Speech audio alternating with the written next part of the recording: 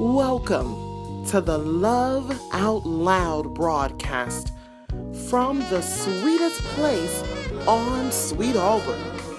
Wheat Street has always been and always will be one of the centerpieces of Auburn Avenue. We are a church in the heart of Atlanta, with Atlanta in our heart.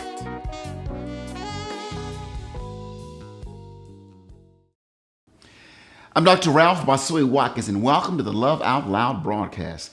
Tonight, we're going to look at a piece of a sermon that really encourages us because where you start has nothing to say about where you finish. We're looking at the life of Mary, Joseph, and Jesus, but specifically focusing on Mary. So check it out. Where you start has nothing to say about where you finish. But this morning, for the next few minutes, I want to talk about this as the topic. Where you start has nothing to say about where you will finish. Where you start has nothing to say about where you will finish. A Savior and a stable. A Savior and a stable. I went to seminary in Dubuque, Iowa. Dubuque, Iowa. Y'all see what Iowa is? My mama said Iowa when I went to school in Dubuque, Iowa. And for my summer internship, for my seminary students in the house, my summer internship was in Garber, Iowa. Garber, Iowa. First Baptist Church called me to be a pastor for a summer in Garber, Iowa. All my members didn't look like me. All my members were white, and they were dairy farms. So as a young pastor, I would go visit these dairy farms. Now y'all know y'all pastor, I dress like I got some money. Hello? These shoes, these ain't cheap shoes. Hello, these are DSW floor shoes. Come on, say hello. So I had these dairy farmers, and so Sister Nanny, I went there to visit on the first day, and I realized that the dairy farms are full of cow manure. I had some blue Pierre Cardin shoes. Y'all know Pierre Cardin? I mean, I was clean. I was big time city clean. Walked on that farm in my shoes were never the same again. I remember coming home, and I said, "What is that smell?" I said, "That smell is my shoes." She said, "One or two things got to go, you or the shoes," amen?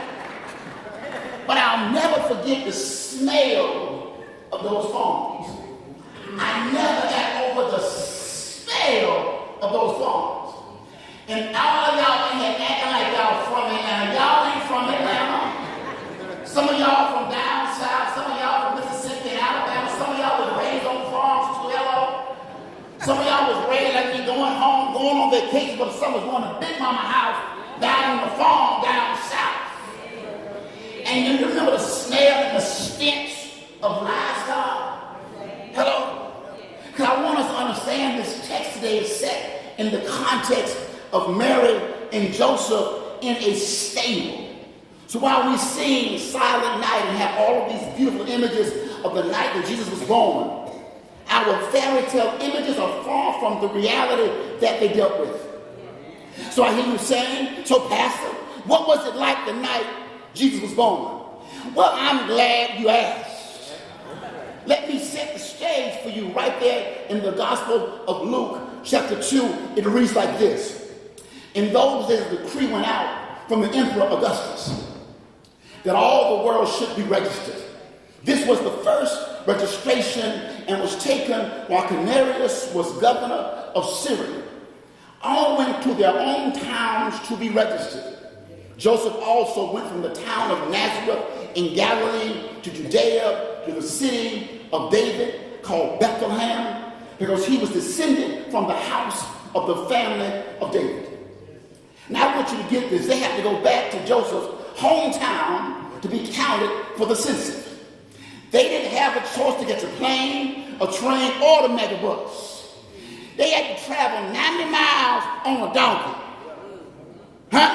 Mary had to ride 90 miles doing about 10 to 15 miles a day on a donkey. And Doc, she was 9 months pregnant. Do I have anybody in the house that's been pregnant before? How did you feel when you was 9 months pregnant? How did you look when you was 9 months pregnant? I remember Vanessa walking around 9 months pregnant. I remember when she would try to get up and get down, she'd get in the seat and say, baby, can you help me if I can push her up? And she lunged forward. Mary is 9 months pregnant. Got to ride on a donkey for 90 miles. 9 months pregnant. Lord have mercy. Lord have mercy. So Mary's on this donkey riding 9 months pregnant for 6 to 7 days. Don't don't miss verse 5. Because verse 5 says he went to be registered with Mary, to whom he was engaged and was expecting a child. They traveled to Joseph's hometown and Mary, 9 months pregnant, and they ain't even married. In a time when people were getting stoned for having relations prior to being married. Joseph shows up to his hometown to be registered with a woman he ain't married to, and she's 9 months pregnant. Do y'all know how Big Mama responded? You don't come to town with this girl, 9 months pregnant, and you ain't married, and his daddy said, who's the baby daddy? And you say the Holy Ghost. Can you imagine what his daddy said? Well, you done lost your mind. Let that girl tell you Jimmy White and the daddy, the Holy Ghost. Come on, somebody. Can y'all imagine how folk talked about them? But that's another sermon later this month about how folk talk about you and whisper about you, and you got to start to listen. That's a sermon later this month. So back to the text. They finally get to Judea, the city of David called Bethlehem. And Joseph goes to check in at the Holiday Inn. And the Bible says, while they were there, the time came for her to deliver her child. And she gave birth to her firstborn son and wrapped him in bands of clothes and laid him in a manger because there was no place for them in the Holiday Inn. Now don't miss this. This is where we started. Mary has to give birth to Jesus in a stable. The Savior of the world, the Prince of Peace, God's only Son, the lily of the valley, the bright and morning star is born in a stable. I don't know if you ever smelled pigs before. Now I know some of y'all don't eat pork. Y'all so sedated now. You eat turkey. I don't eat pork anymore. I'm a vegan. Well, the pig has been good to me.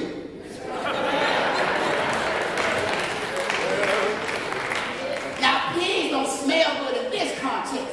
Once you clean a pig and wash a pig and barbecue some ribs and talk to me, Holy Ghost. But don't lose the image. Mary, her son, her husband is in a stable. Now one thing about this text this morning is that's very intriguing to me is that there is no hint of protest on behalf of Mary and Joseph about being in this stable. In all of the gospel accounts, the text says they get in town, been riding on a donkey for 7 days. Mary's 9 months pregnant. They go to find a comfortable place for Jesus to be born. They are turned away, but they don't get turned off. They are turned down, but they don't get upset. They are locked out, but they don't cuss the innkeeper out. Because I can see somebody telling the innkeeper off right long now. Come on, somebody. Hello, come on now. They don't plead their case and ask another lodger to give up their room. They don't knock on a relative's door and ask for help. They don't ask the midwife to find them another place for the baby to be born. They accept the lowest place in town for the Savior of the world to be born. A stable where livestock live. A stable with animals' feces with its reeking stink. A stable, sweating, wet, damn, musty steak. It's all get a stable. There's no delivery table in the stable, though. Dr. Midwife had to work off of a floor in a stable to deliver the Savior of the world. Didn't have no nurses in the stable. Hello, somebody, come on now. The day in the life of a pastor. It's always exciting, always engaging, but it might not be what you think. So check out this vlog. I share with you a half a day of my experience. Walk with me. Check out the vlog.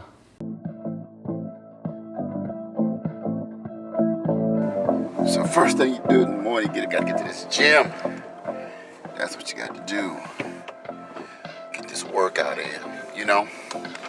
I mean, it's difficult, right? But if you're gonna stay healthy and try to keep this weight down, because I find the older I get, man, this weight is real, right? Trying to take care of this weight. So, you know, for me, every morning the thing is get up, have some time for meditation, some time for prayer and reading, and then get to the gym. All right, got that workout in, so now, thank God for LA Fitness. Now it's time to get this day going. So a big part of what you do as a preacher is you go to a lot of meetings. It's a good meeting this morning on my way to meet with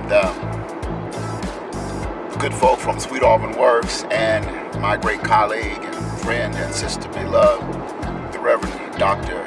Jewel Pate Borders Benson.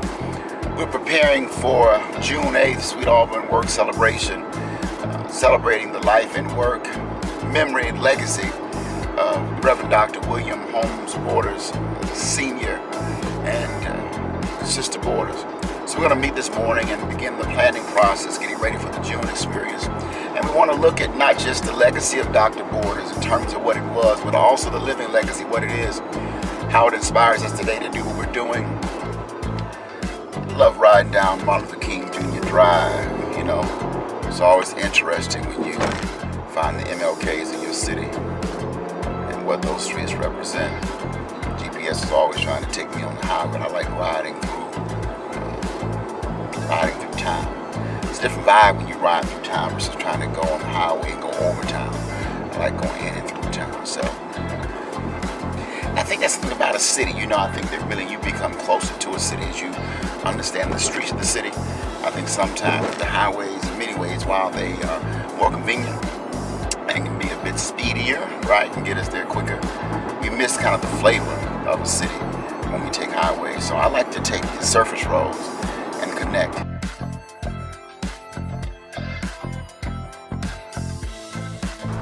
So just finished the meeting with Dr. Borders and the folk of Sweet Auburn Works, getting ready to celebrate the legacy and ministry of Dr. William Holmes Borders Sr. We are part of a great legacy, a part of a great heritage. That the ministry we have, we've inherited this ministry. It's a gift. It's a gift. It's a gift from the Almighty God. Auburn Avenue. Who would ever thought I'd be pastoring on Auburn Avenue, Sweet Auburn. Love this place, love this street, love this city. At the church now, about to go in, have a few meetings, get a little work done, gotta make it happen. Got a brother going in the back door of the church. Yeah. So now we here at the Wheat Street Church, getting ready to have some meetings and follow up on some folk. I think the key to what we do and what I do as a clergy person, it's rooted in love, right? You know, I argue that for God so loved, you know, and we should be known by the love we have one for another. And love to me is an action, it's what you do. You have to actually experience and go in love for it. And a big part of loving is being with people, spending time with people, making time for people. So when you spend that time and have those connections, that love and the bonds of ministry are formed. So at the root of, I think, we do in ministry, it's about loving. It's about loving God, loving people, loving the city, loving enough to do the work, loving enough to make a difference, loving enough to change, loving enough to care, loving enough to go. You know, one of my mentors, Bishop Dale Bronner, says, he says, a house visiting pastor produces a church-going people. So let's go make some visits. Here we go. Time to leave the church. Go visit some folk. I like visiting people. I like spending time with them. And so it's always neat. Make our way over to Arbor Terrace and to visit Deacon Hollis and Miss Hollis. So, missed them. Looking forward to seeing them.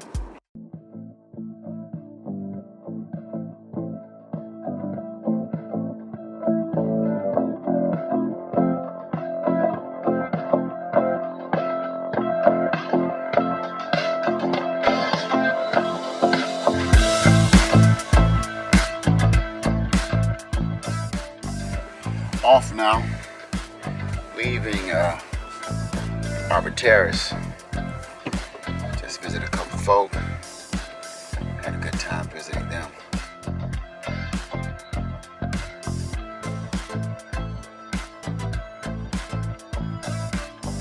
Got that lunch. Work on sermon, work on budget. Lunch, check.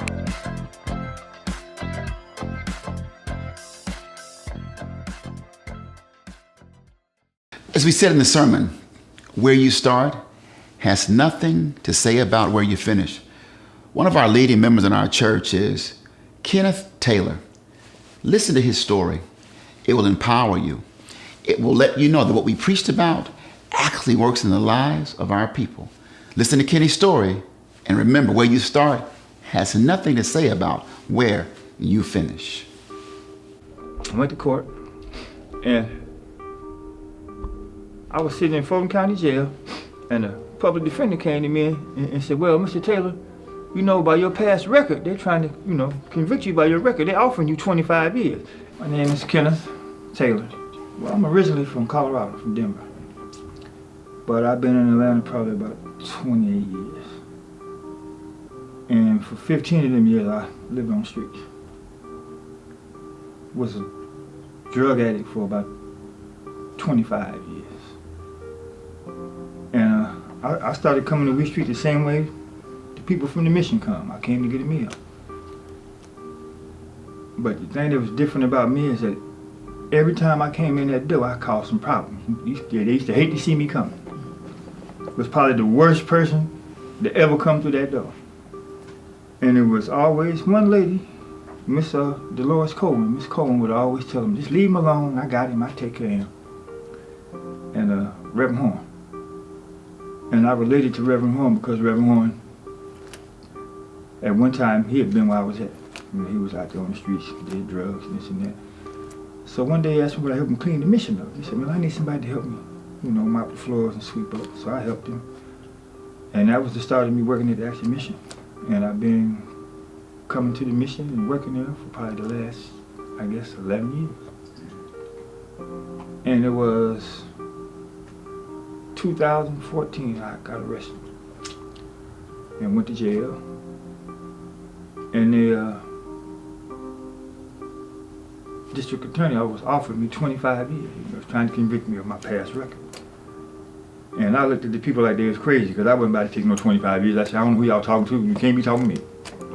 So they offered me a program which is called Fulton County Drug Court. And it's an 18-month program. So during them 18 months, you go to class, you learn how to stay clean. They help you find a job. One of the things I did when I was going to drug court is you had to make a list of the goals that you wanted to accomplish in the next 5 years. And I think I mentioned this to our pastor one time, but believe it or not, I actually put on my goal to become a deacon in my church. Well, first of all, I think God has called me because, I've always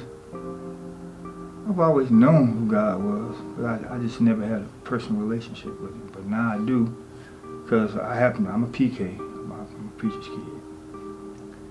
And I think my role in the church as a deacon would be to help the people that are on the streets that I was. I want to, encourage some of them and hopefully get some of them to come to and join the church.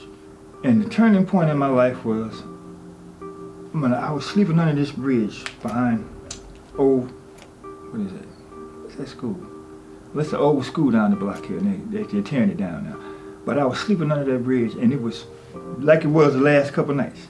It had snowed, and I was under this bridge in a sleeping bag with 2 blankets over me, and snow was everywhere outside the bridge. This was a junior high school, and what we would do is we would come to the parking lot here, and on the other side of this gate here, some trees, and there was a hole in the gate, and you would go through that hole in the gate, and we slept right up under this bridge right here. And if you kind of look down through it, you can still kind of see where some remnants of some of the people that just got moved from under here when they started tearing the school down are still there. So that was my home for about 8-9 years. And I got to the point where I said, man, you can't keep doing this. Something got to give. And about 2 days later, I was arrested for going to buy some drugs. And sitting in that jail, when they offered me drug court, I had made up in my mind that this is my chance to change my life. And I was determined to do something different with my life. And I don't know, I guess by surrounding myself with the people of Wheat Street and the people in the mission, and they constantly encouraged me and constantly talked to me, and they showed me how much God loved me, because they loved me. And it wasn't as hard as I thought it was. It was really kind of easy once I started doing it. Once I realized how much God loved me, and I learned to love myself, and now I have a wonderful wife who loves me. I got a 18-year-old son he's kind of a little rough a little bit. He's kind of like me sometimes, a little rough around the edges, but I love him. And he loves me, he just accepted me. And my life is good, man. I don't have nothing to complain about. I can't complain about nothing.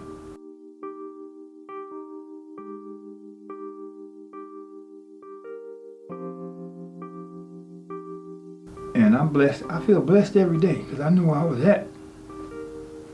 And I know where God brought me from. And it's a great feeling, And I just try to let the people that come in now know that the same God that did it for me will do it for you. Because, I'm happy where I'm at. Because it's not how you start, but how you finish. Luke chapter 1, verses 30 through 33, when the angel tells Mary that she's pregnant, the angel said to her, Mary, don't be afraid. You found favor with God. And now you will conceive in your womb and bear a son. And you will name him Jesus. He will be great, and he will be called the Son of the Most High. And the Lord of God will give him the throne of his ancestor David. He will reign over the house of Jacob forever and ever. And his kingdom there will be no end. See, I have to believe that Mary and Joseph, while sitting in a stable in the worst of conditions, realized that though they were in these horrible conditions at the start of their journey, I believe they realized that God had a plan for them.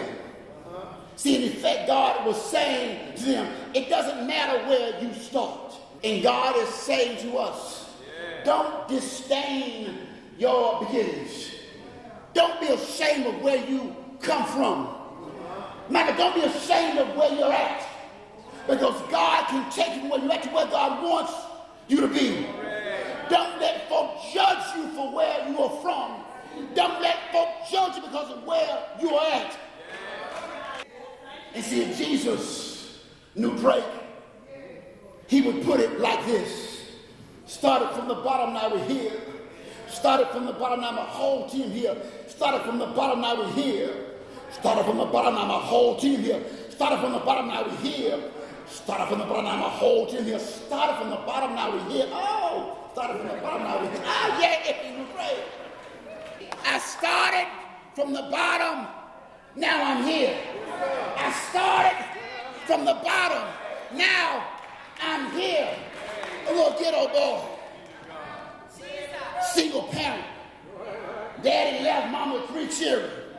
Folk called me an at-risk child. But they didn't know I wasn't no at-risk child. I was a child of the Most High God. He said, how a poor boy gonna make it? Raised in Eastville, Florida, with dirt streets and septic tanks. Come on, somebody. Had 1 pair of shoes for church and 1 pair of Converses for school. Come on, somebody. How does a boy like me make it? It's the same way you make it, by trusting in God and allowing God to nurture you and use you and caress you and push you and mold you and form you and develop you and then exalt you. And when God lifts you up, you better have enough sense to give God the glory. You better have enough sense to give God the praise. You better have enough sense to tell God, thank you. You better have enough sense. If it had not been for the Lord on your side, where would you be?